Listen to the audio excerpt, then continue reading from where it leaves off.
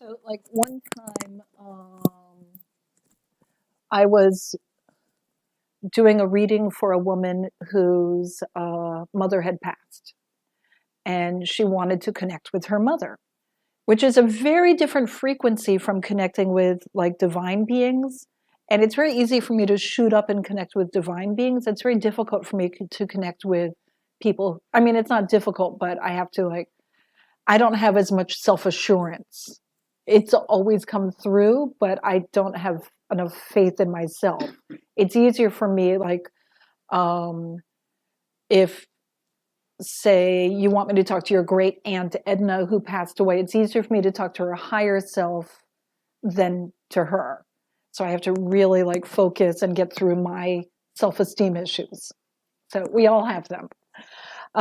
So I'm open and I'm waiting for her mother to come through, but all I see are triangles. And I'm like, what? So I didn't say anything for a while. I'm like, I don't know what triangles are about. Let's wait for her mother to come. Finally, I said, okay, I'm seeing triangles. And she said, I'm like hoping that will get her to say something. And she's like, I'm like, let's go with it. And I'm seeing triangles. And then it turns out that she and her mother and her daughter had a triad relationship. And once we got into that, everything opened up and all this information came flooding through. Now, I did not channel her mother. Her mother did not go into my body, but she was giving statements, comments, bringing up memories. Like it was all there. She was talking about past, present, and future equally because from her perspective, it's all one. She talked about soul contracts, what soul contracts she had honored, what she had not honored. But she hoped to honor now that she was out of her physical body and free to be able to complete her work. It all opened up because I accepted what was coming to me. A woman once was trying to connect with her animal spirit guide, and she was getting upset because worms were crawling to her. So she was hoping that maybe it would be like an eagle or a falcon that would eat the worms. Like she didn't know. And she was grossed out and very offended. I said to her, and she was crying afterwards. She's like, everyone got an animal but me. All I saw were these disgusting worms. And I was like, oh my God, the worms are the most sacred animal. Worms exist for everyone else. Without the worms, just like without the bumblebees, we would have nothing. In fact, without the worms, we wouldn't have the bumblebees because all they do is create reality and on every level for everyone else. They're the most divine, and you were stomping them under your feet. So then she had to do a spirit journey to find out why did she feel the need to destroy that which is herself. And so, it ended up being a great growth experience for her. So if you reject the information that comes to you, don't self-abuse. Then go and say, why did that happen? Because that helps with you to heal and grow. Okay. So you can't do anything wrong today. All right. There's no this person gets a C and that person gets an A. We're all going to walk out of here A+. Okay. Right. So, some people channel by opening their bodies and letting someone step in and take over their body. Some people channel by doing automatic writing or creating artwork. And I am sure everyone in this room, we've all had times where you're up against a deadline for a paper you have to write or an article or, a letter, like a thank you letter or whatever. And you put it to the very deadline and then that's when you release the block and everything flows and you're like, wow, I'm an amazing writer, right? You guys know what I mean? This is a form of channeling, okay? That's when you release yourself and let someone join you and, usually your guardian angel or your higher self or your guides, and they help you with it. And that's where you get the beautiful phrasing that you didn't even know you had in you. Yes. So by learning to channel, I used to write a lot of magazine articles. That was, I had a number of years where I was published in several magazines, and I'd always wait till the last minute because that's when all the creativity would burst forward.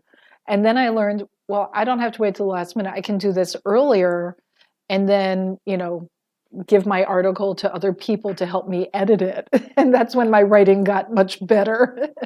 And I got picked up. That's when I went from one local magazine to a few like bigger magazines. So, I mean, not big, like never Ladies Home Journal big. um, so, um, um, so channeling is, again, it's about connecting with those who are not bound to the physical. It can be a person who passed.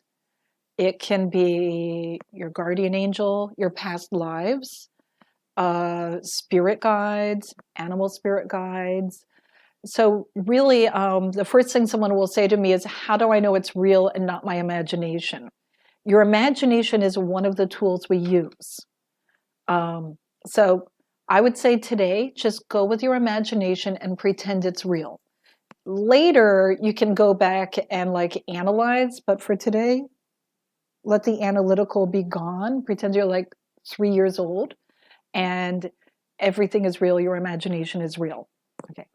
When we were all 3 years old and we had our imaginary friends, yeah, odds are some of those imaginary friends were real beings coming through the veil because we were very accepting and they came in the form of whatever we could accept it as. Or, like if you were a child and you played with fairies, and then later you're like, oh, I used to play that, I played with fairies. They're like, no, you were really playing with fairies.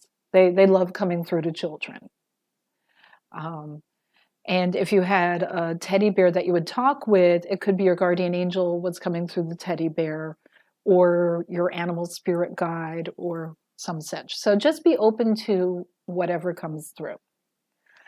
Um, I channel a lot of different collectives and beings and the like. Sometimes when they come into me, they're sort of doing a sounding board. They make like weird noises because they're like energetically checking everyone and seeing what kind of receptivity is in the room, what kind of energies they're working with.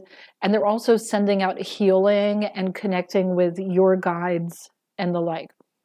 So when I first start channeling, a lot of times I'm even like moving around. I'm like, oh, making strange noises.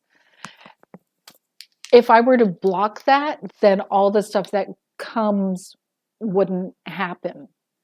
So during today, if at any point you feel like, making noises, we are going to do an exercise where we all do that. So no one has to feel embarrassed later when it happens. When, you know how you have like mediumship circles, I believe. Yeah.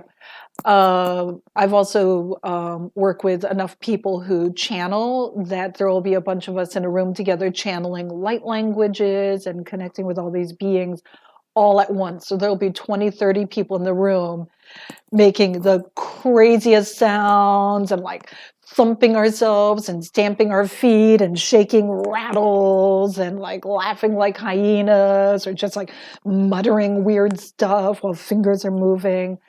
And you're like, well, it's because we don't know what we're doing or saying because not everyone out there speaks English, American English sometimes. And it's a kind of primitive language compared to some of the languages. So they're filling us with frequencies and vibrations while downloading understanding and healing to us and connecting us in ways or using us as a conduit to do healing for the planet. So, we don't need to control it. We can't control it. Whatever comes, comes, and don't be embarrassed.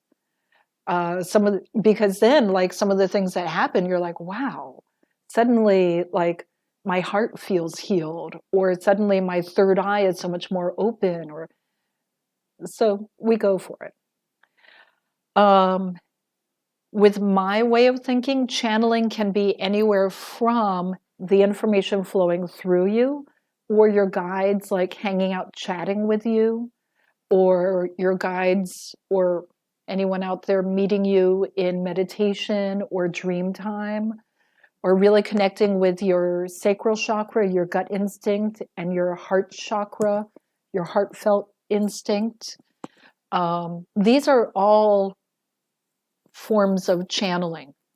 So the more you open yourself to all of that kind of connection, if you want to channel like me, it becomes easier if you are really like paying attention to the messages as they come along. If a butterfly goes past you and you go, oh, is that a message?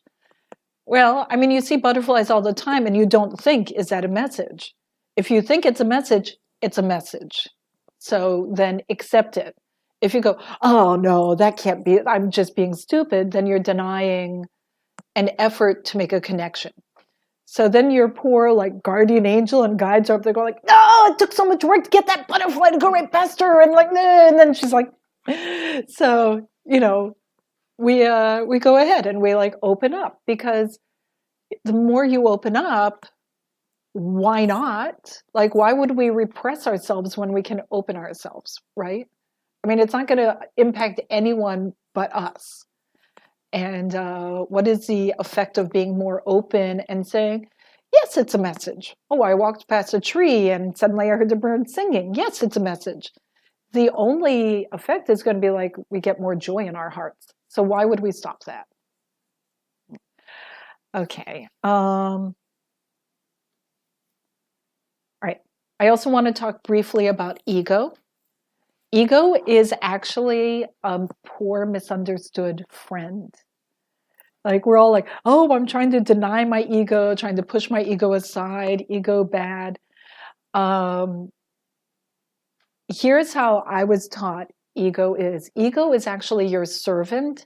And the job of ego is to let you know like your lowest vibrations.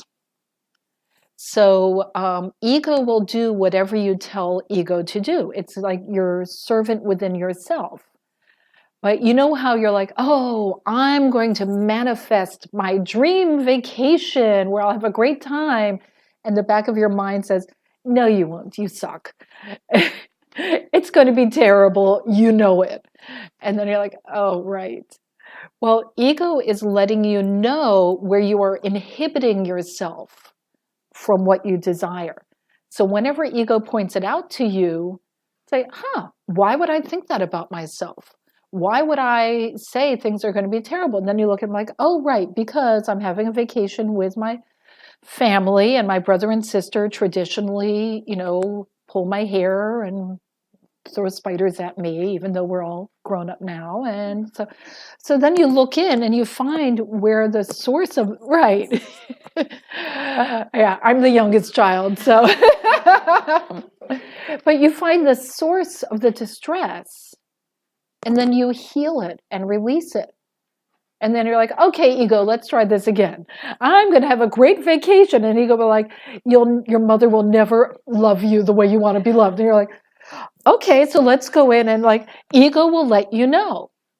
And you'll see some people who are like the most spiritual, open, loving people have the most like self-condemning ego, because they're not healing. And because they're so intuitive, they're aware of all the little subtle things.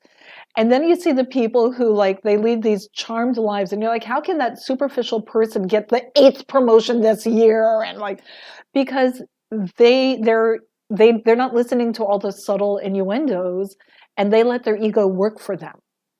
So don't hate on your ego. Embrace your ego and use your ego as a tool for self-healing and releasing.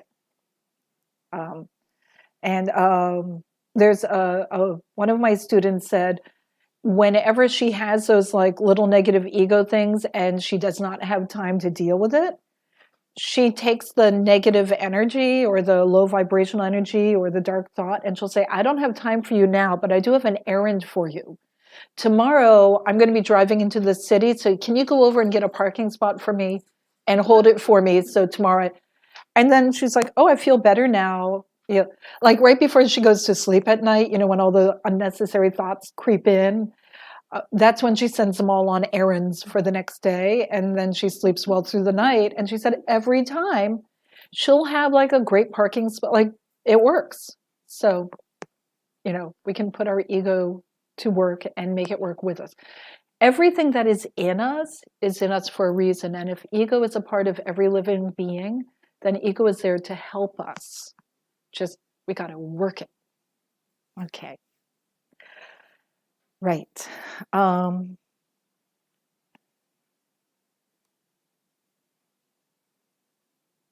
Right. So I'm going to tell you very briefly about my history of channeling.